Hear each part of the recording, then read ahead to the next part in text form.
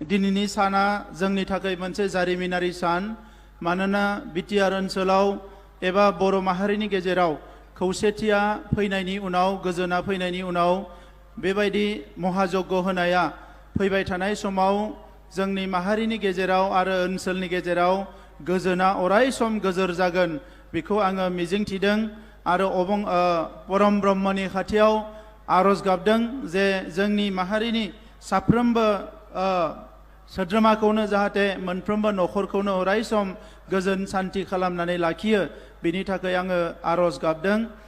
जोङो बयबो हास्थायदोंमोन जे बेबायदि मोनसे गिदिरथार हाबाफारि जानांगौ जायनि गेजेरजों जोंनि आफादा गोख्रों जागोन। दा दिनै बे मोननैबो आफादा जोंनि माहारियाव फैबाय थानाय समाव जोंनि माहारिखौ गोथों लामाजों दैदेनलांनो थाखाय हारियाव गेजेर डिसिप्लिन लाबोनो थाखाय जोंनि हारियाव गुरुदेव कालीचरण ब्रह्मनि जि मोनसे सान्थौ सानस्रिजों जोंनि इयुन जोलैखौ दैदेनलांनो थाखाय जि मोनसे गोलाव सम आन्थोरजयै हाबा मावबोदों बिनि थाखाय आङो रोजा रोजा साबायखर बावदों। आथिखालाव जाय बिथांमोना दैदेनगासिनो दङ बिथांमोननि खाथियावबो आंनि खावलायनाय जे दिनै जोङो एना एनि गैयाजासे गोरोबलायनानै हारिखौ जौगाहोनो थाखाय हारिनि साफ्रोमबो सुबुंखौ गोथों लामाजों दैदेनलांनो थाखाय फैबाय थानाय समाव जाहाथे खौसेयै खामानि मावो। बिटिआर सरकारनि फारसेनिफ्राय जों जेसेबां हायो मदद होनो थाखाय अराय सम नाजालांबाय थागोन। थांनाय बोसोराव गुरु धामनि नामाव जोङो 3 कोटि थाखा सेंसन खालामदोंमोन आरो देग्लाय बोसोरावबो आरोबाव 5 कोटि रां जोङो सेंसन खालामबावदों आरो गुरुदेवनि जि मोनसे गुरुधाम बेखौ डेभेलप खालामनायजों लोगोसे गुरुदेवखौ सावनाय जायगाखौ डेभेलप खालामनायजों लोगोसे गुरुदेवनि मोनसे रुपानि मुसुखा गायसननानै गुरुधामखौ समायना रमायना खालामनायनि थांखि लानाय जादों। दा बे हाबाफारिखौ जोंहा ब्रह्म धर्म ट्रास्ट आरो जोंनि जि आफाद खौसे जानानै बेखौ मावफुंनांगोन आरो रायजो राजायाबो मदद होनांगोन।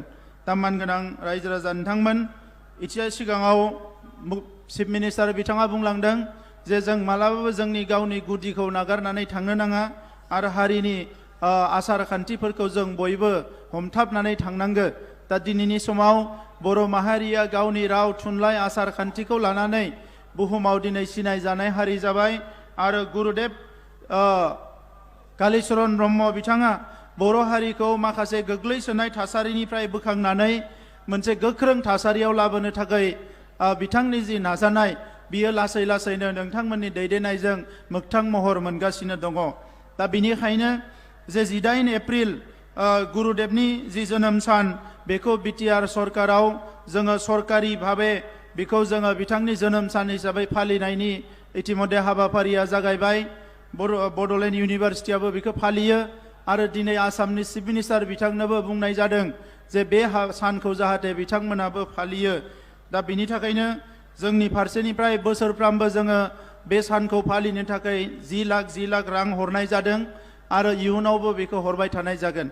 दा दिनैनि समाव बर' हारिनि सासे आगोमा जोंहा गुरुदेव कालीचरण ब्रह्मनि बिथांनि जि जिउ जारिमिन बिथांनि जि सान्थौ सानस्रि बेखौ साफ्रोमबो बर' फरायसाफ्रा जाहाथे मिथियो जाखांबोनाय जोलैया मिथियो बिनि थाखाय माखासे बेबस्थाखौ जोंनि धोरोम आफादा खालामनांगोन। भारत उदांस्रि जायै समाव जोंनि माहारिनि बिफा महात्मा गान्धी बिथाङाबो गुरुदेवखौ लोगो मोनदोंमोन आरो दिनै बै समनिफ्रायनो लानानै गुरुदेवनि जि बर' हारिखौ माखासे गोख्रों खालामनो नाजानाय बिथांनि जिफोर रिफर्मेशननि जि हाबा मावनाय बेवहाय जोंहा गोबां मावनांगौ दंबावो। मालाबा सोरबा बेखौबो मिसआन्डारस्टेन्ड खालामो गोरोन्थि बुजियो नाथाय दिनैनि समाव बयबो बुजिनाय जाबाय बर' माहारिनि मानसिया जि धोरोमावनो थाया मानो गुरुदेव कालीचरण ब्रह्म बिथांनि बिहोमा बिथांखौ रावबो बावगारनानै थांनो हाया एबा रावबो बेखौ एंगारनानै सोलिनो हाया।